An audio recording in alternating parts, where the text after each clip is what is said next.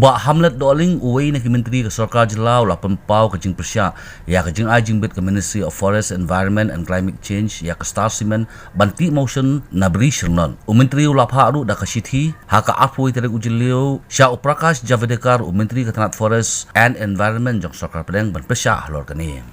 That the Ministry of Environment and Forest has given clearance to the Star Cement Limited. So today I have written my letter to the Minister expressing my opposition and with a request that the Ministry should reconsider the decision because the people, the stakeholders and all the NGOs, they are against the clearance given by the Ministry.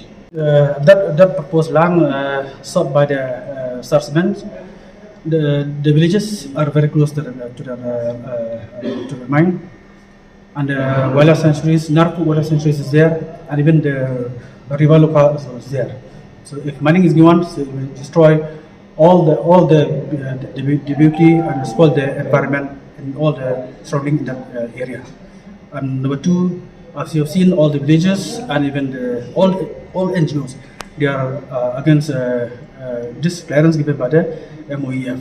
So basically, I have written my letter to the Ministry to reconsider the certificate issued to the Star Cement.